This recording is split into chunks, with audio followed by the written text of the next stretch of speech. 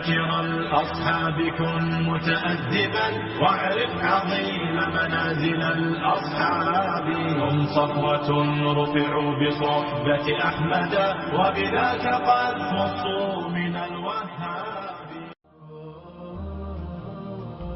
حضرت عثمان بن مظعون رضی اللہ تعالی عنہ اواخر 2 ہجری میں ایک دن جب کسی پکارنے والے نے پکار کر کہا کہ لوگوں آج ابو الصائب دنیا سے رخصت ہو گئے، تو مدینہ منورہ کے اہل ایمان کو اس سانحے کا بڑا صدمہ ہوا.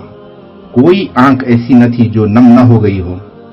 رحمت عالم صلی اللہ علیہ وسلم بھی اس المناک خبر سے بہت زیادہ متاثر اور ملول ہو گئے.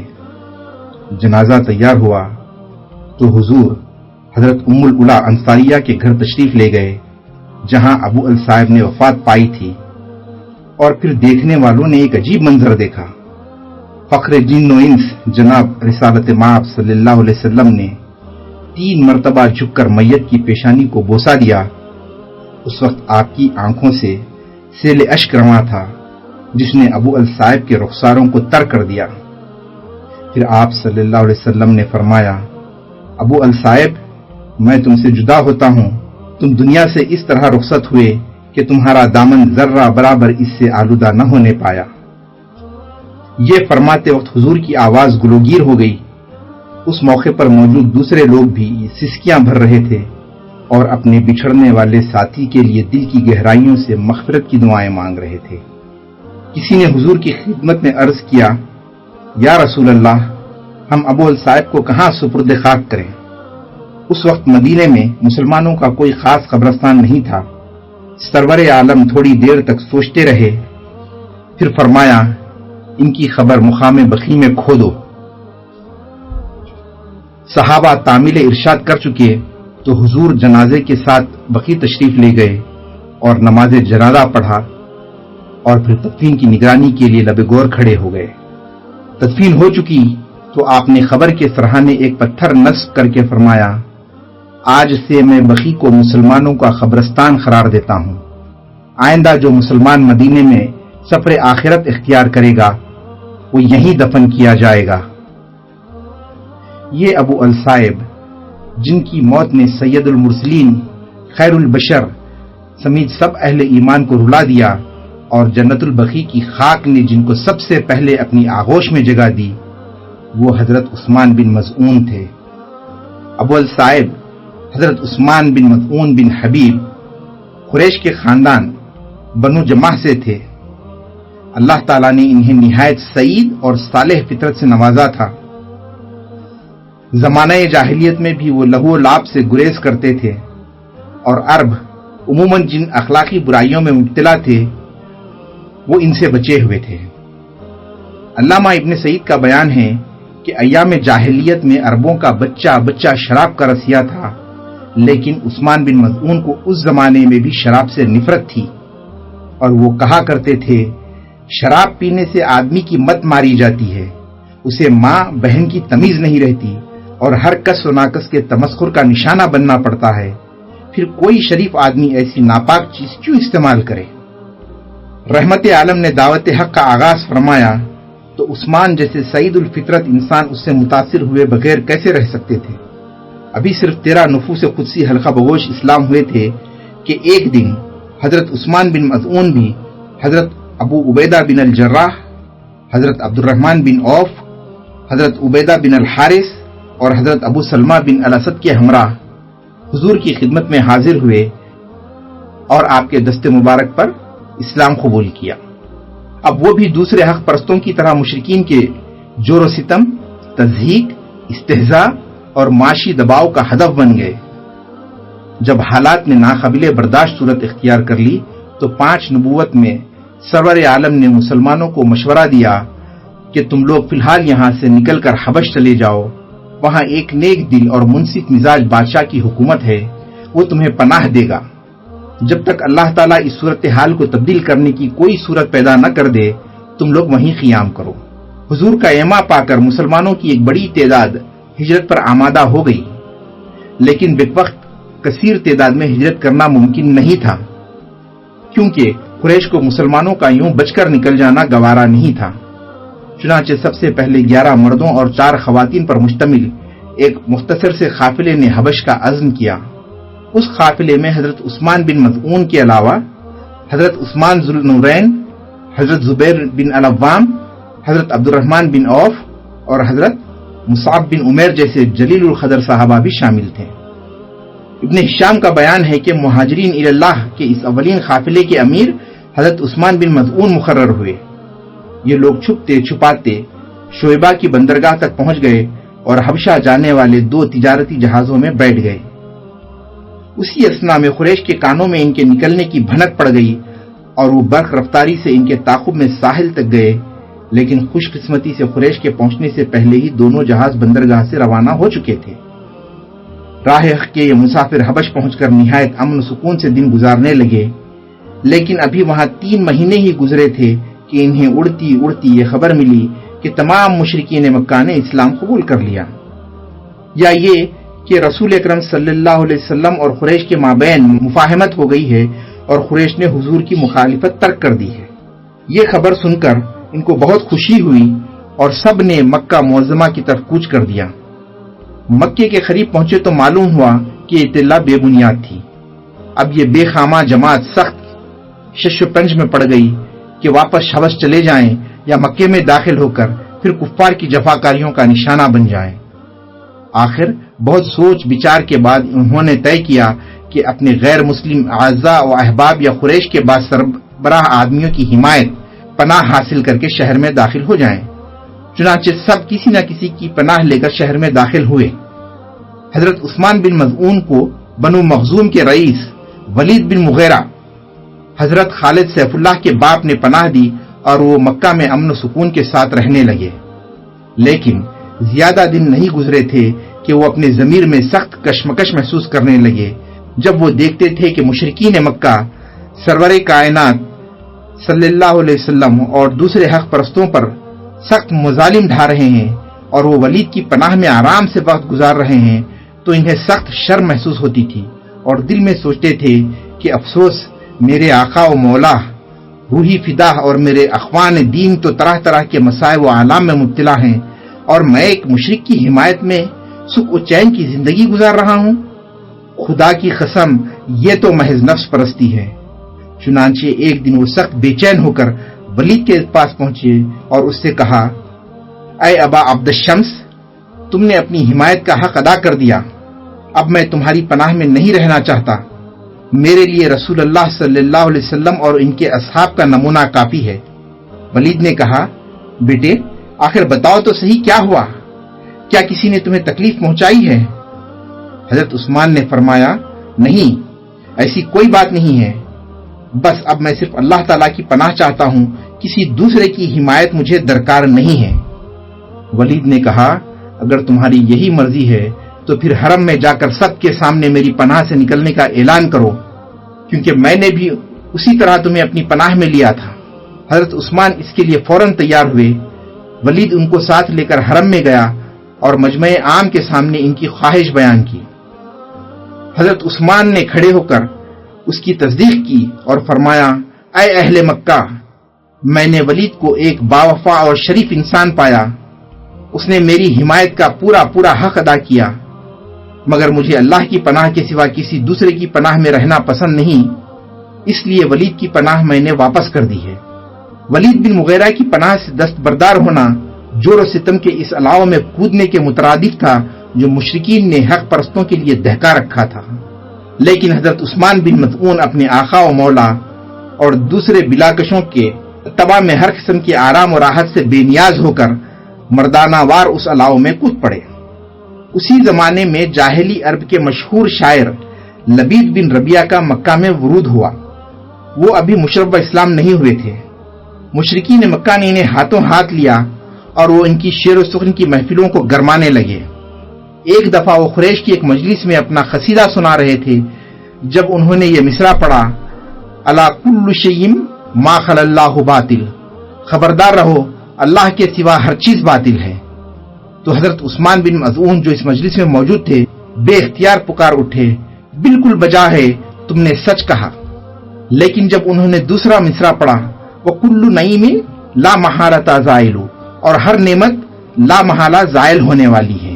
تو عثمان بول اٹھے، یہ غلط ہے، جنت کی نعمتیں ابدی ہیں اور کبھی زائل نہ ہوں گی۔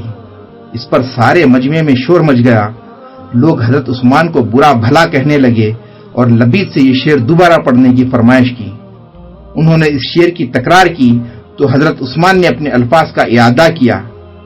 اس پر لبید سخت برافروختہ ہوئے اور قریش سے مخاطب ہو کر کہنے لگے، اے برادران قریش، خدا کی قسم پہلے تمہاری مجلسوں کی یہ کیفیت نہ تھی، نہ ان میں بیٹھنا کسی کے لیے باعث ننگ تھا اور نہ کبھی بدتمیزی نے ان میں راہ پائی تھی۔ اگر یہ شخص مجھے اسی طرح ٹوکتا رہا تو میں اپنا کلام سنا چکا۔ لبید کی باتیں سن کر مشرکین بھڑک اٹھے اور بنو مغیرہ کے ایک شخص نے اٹھ کر حضرت عثمان کے منہ پر اس زور سے تھپڑ مارا کہ ان کی آنکھ نیلی پڑ گئی۔ ولید بن مغیرہ پاس ہی کھڑا تھا، کہنے لگا، بیٹے اگر تم میری پناہ میں رہتے تو کس کی مجال تھی کہ تم پر ہاتھ اٹھاتا؟ حضرت عثمان نے فوراً جواب دیا، اے ابا شمس، میری تو دوسری آنکھ بھی راہ حق میں اسی قسم کی چوٹ کھانے کے لیے بے قرار ہے۔ ولید نے کہا، عثمان بہتر ہے کہ تم پھر میری پناہ میں آ جاؤ۔ انہوں نے بلا تامل جواب دیا، میرے لیے صرف اللہ عز و جل کی پناہ کافی ہے۔ ایک روایت میں ہے کہ اللہ تعالیٰ نے اسی مجلس میں ولید کے ایک بھتیجے عبداللہ بن ابی امیہ کو حضرت عثمان کی حمایت میں کھڑا کر دیا اور اس نے گھونسا مار کر تھپڑ مارنے والے شخص کی ناک توڑ دی۔ اس واقعے کے بعد مشرکین مکہ نے پہلے سے دو چند قوت کے ساتھ مسلمانوں پر ظلم و ستم ڈھانے شروع کر دیے۔ جب یہ ستم آرائیاں حد برداشت سے تجاوز کر گئیں تو سرور عالم نے پرستاران حق کو دوبارہ حبش کی طرف جانے کی اجازت دے دی، لیکن اب کی بار مکہ سے نکلنا بڑا کٹھن کام تھا۔ تاہم جس طرح بن پڑا 83 مرد اور 20 خواتین حبش جانے میں کامیاب ہو گئے۔ ان میں حضرت عثمان بن مظعون، ان کے کمسن صاحبزادے صائب اور 2 بھائی خدامہ بن مظعون اور عبداللہ بن مظعون بھی شامل تھے۔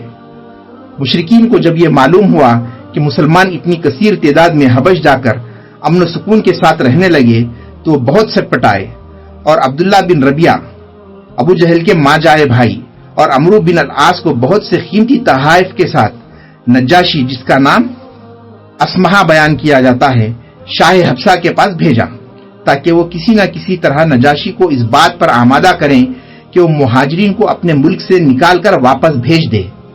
لیکن یہ سفارت ناکام رہی اور اس کے اراکین بے نیل و مرادم واپس آ گئے۔ اس سفارت کا الٹا یہ اثر ہوا کہ خود نجاشی کو قبول اسلام کی سعادت نصیب ہو گئی۔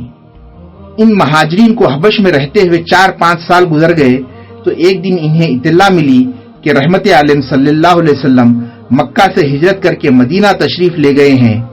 اب وہ بھی حضور کی خدمت میں حاضر ہونے کے لیے بےتاب ہو گئے، لیکن ناداری اور تہ دستی مدینہ منورہ کے طویل بحری اور بری سفر کی راہ میں حائل تھی۔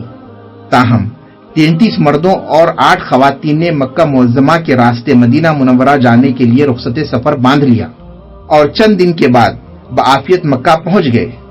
ان میں حضرت عثمان بن مظعون، ان کے صاحبزادے صائب اور 2 بھائی بھی تھے۔ مکہ معظمہ میں چند دن قیام کرنے کے بعد حضرت عثمان اپنے سارے اہل و عیال اور خاندان سمیت مدینہ منورہ کو ہجرت کر گئے۔ علامہ ابن سعد کا بیان ہے کہ حضرت عثمان بن مظعون مکہ سے اس طرح رخصت ہوئے کہ ان کے خاندان کا ایک متنفس بھی وہاں نہ رہا اور ان کے مکانوں میں خفل پڑ گئے۔ مدینہ منورہ پہنچ کر اصحاب نے حضرت عبداللہ بن سلمہ اجلانی کے مکان پر قیام کیا۔ حضور کو ان کی آمد کی اطلاع ملی تو آپ بہت مسرور ہوئے اور حضرت عثمان اور ان کے بھائیوں کو مکانات کی تعمیر کے لیے وسیع قطاعات زمین مرحمت فرمائے۔ چند ماہ بعد رسول اکرم صلی اللہ علیہ وسلم نے مہاجرین اور انصار کے درمیان مواخات قائم کرائی تو حضرت عثمان بن مظعون کو جلیل القدر صحابی حضرت ابو الحیثم بن التیہان انصاری کا دینی بھائی بنایا۔ رمضان المبارک 2 ہجری میں حضرت عثمان بن مظعون کو حق و باطل کے مورخ اول غزوہ بدر میں شریک ہونے کا عظیم شرف حاصل ہوا۔ اس مورکے میں انہوں نے خوب داد شجاعت دی۔ قریش کا ایک جنگجو اوس المعبر بن نوران مسلمانوں پر بڑھ چڑھ کر وار کر رہا تھا۔ حضرت عثمان شمشیر بکف اس کی طرف بڑھے۔ اسی اثنا میں حضرت علی کرم اللہ وجہ بھی ان کے سر پر پہنچ گئے اور ان دونوں جان بازوں نے آنن فانن اس کا کام تمام کر دیا۔ ایک اور مشرک حنظلہ بن خبسیہ کو حضرت عثمان نے مغلوب کر کے زندہ گرفتار کر لیا۔ میدان جنگ سے واپس آئے تو علیل ہو گئے۔ انصاری بھائی اور ان کے اہل خاندان نے بڑی دلسوزی کے ساتھ تیمارداری کی، لیکن ان کی علالت کا سلسلہ طویل ہوتا گیا، یہاں تک کہ آخر 2 ہجری میں خالق حقیقی کی طرف سے بلاوا آ گیا۔ ان کی وفات پر مدینہ منورہ میں کوہرام مچ گیا۔ جس نے ان کی رحلت کی خبر سنی سر پکڑ کر بیٹھ گیا۔ حضرت عثمان بیماری کا سارا زمانہ حضرت ام العلا انصاریہ کے گھر گزارا تھا اور وہیں فوت ہوئے تھے۔ رحمت عالم خود بادیدان گریاں حضرت ام العلا کے گھر تشریف لے گئے اور میت کی پیشانی کو 3 بار بوسہ دیا۔ ام العلا نے حضور کے سامنے میت کو مخاطب کر کے کہا، ابو صاحب تم پر خدا کی رحمت ہو، میں شہادت دیتی ہوں کہ اللہ نے تمہیں معزز کیا۔ حضور اگرچہ خود حضرت عثمان سے غائب درجہ محبت کرتے تھے، لیکن آپ نے ارشاد فرمایا، ام العلا تمہیں یہ کیسے معلوم ہوا؟ انہوں نے عرض کیا، یا رسول اللہ میرے ماں باپ آپ پر قربان، اللہ تعالیٰ ابو صاحب جیسے آدمی کو عزت نہ دے تو اور کس کو دے گا؟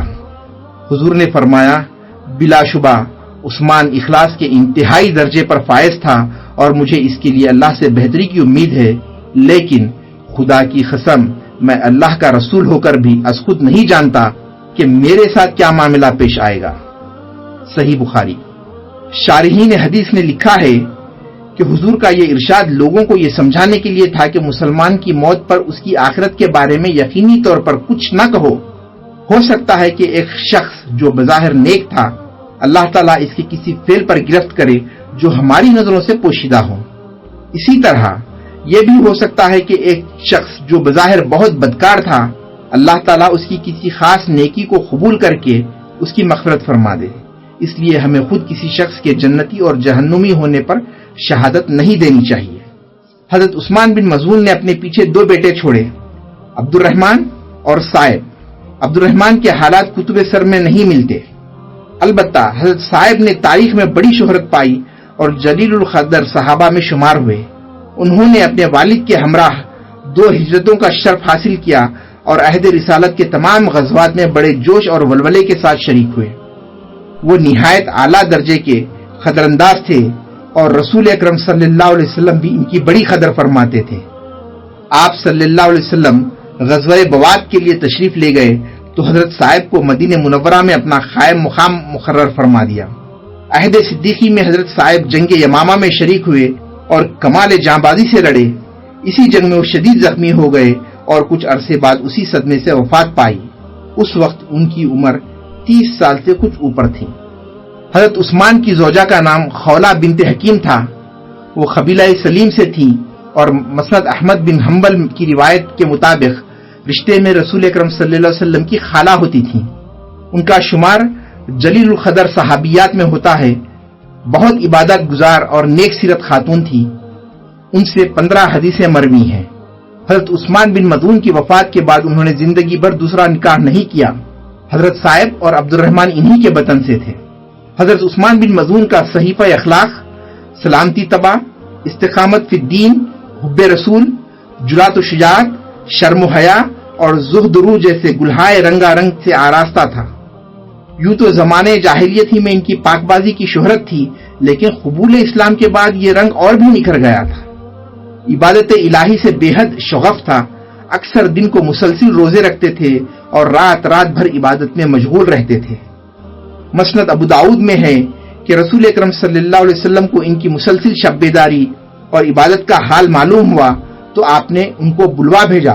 وہ حاضر ہوئے تو حضور نے فرمایا، عثمان تم کو میری سنت سے اعراض ہے؟ انہوں نے عرض کیا، یا رسول اللہ میرے ماں باپ آپ پر قربان، خدا کی قسم ایسی بات نہیں ہے، آپ کی سنت تو میرے لیے مشعل راہ ہے۔ حضور نے فرمایا، تو سنو، میں سوتا بھی ہوں اور نماز بھی پڑھتا ہوں، روزے بھی رکھتا ہوں اور افطار بھی کرتا ہوں اور عورتوں سے نکاح بھی کرتا ہوں۔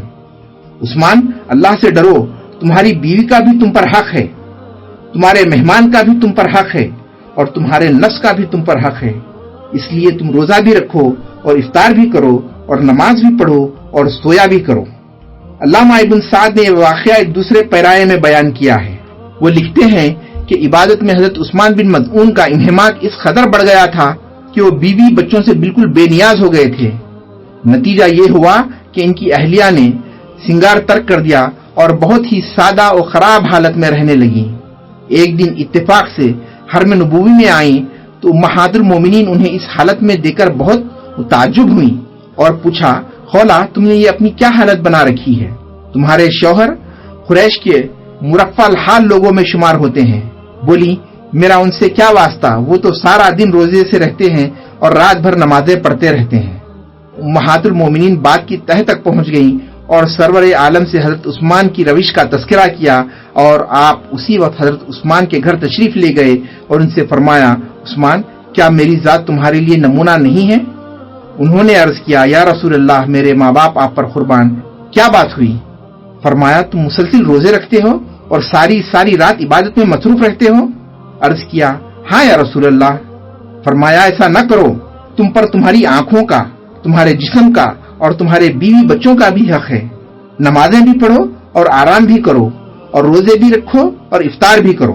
حضرت عثمان نے عرض کیا، یا رسول اللہ، آئندہ اسی طرح کروں گا۔ اس واقعے کے چند دن بعد حضرت عثمان کی زوجہ کو پھر حرم نبوی میں آنے کا اتفاق ہوا تو انہوں نے سنگار کر رکھا تھا اور نہایت خوش تھی۔ صحیح بخاری میں ہے کہ ایک دفعہ حضرت عثمان دنیا سے سخت بیزار ہو گئے اور چاہا کہ خواہ شہوانیہ کو فنا کر کے رہبانیت یا دشت نوردی اختیار کر لیں اور دنیا کی نعمتوں کو ترک کر دیں۔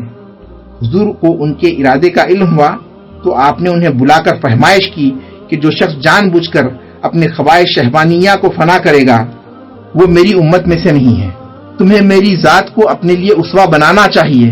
میں گوشت بھی کھاتا ہوں اور اپنی بیویوں کے پاس بھی جاتا ہوں، روزے بھی رکھتا ہوں اور افطار بھی کرتا ہوں۔ حضور کی فہمائش پر حضرت عثمان نے اپنا ارادہ ترک کر دیا۔ حضرت عثمان بن مظعون کی طبیعت میں شرم و حیا کا عنصر بھی بدرجے غائب پایا جاتا تھا، یہاں تک کہ خلوت میں بھی عریاں ہونا پسند نہیں کرتے تھے۔ ایک دن سرور عالم کے سامنے اپنی طبیعت کے اس رجحان کا تذکرہ کیا تو آپ نے فرمایا، عثمان، اللہ تعالیٰ نے تمہاری بیوی کو تمہارے لیے اور تمہیں اس کے لیے بے پردہ بنایا ہے۔ جب وہ مجلس نبوی سے رخصت ہوئے تو حضور نے تعریفی لہجے میں فرمایا، عثمان بن مظعون کی حیا اور پردہ پوشی انتہا کو پہنچی ہوئی ہے۔ حضرت عثمان زاہد مرتاز ہی نہیں تھے بلکہ میدان جہاد کے بھی شیر تھے۔ چنانچہ غزوہ بدر میں انہوں نے اپنی شجاعت اور بصالت کا بھرپور مظاہرہ کیا۔ اس غزوے کے کچھ عرصے بعد ان کا وصال ہو گیا، تاہم ان کے جانباز صاحبزادے صاحب نے باپ کی تربیت کا حق ادا کر دیا اور عہد نبوی کے تمام مورکوں میں سرفروشانہ شریک ہوئے، رضی اللہ تعالی عنہ۔ نبی کے صحابہ کے راستے پہ چل کے دلوں کا سکون ہم نے حاصل کیا ہے۔ نبی کے صحابہ کے راستے پہ چل کے دلوں کا سکون ہم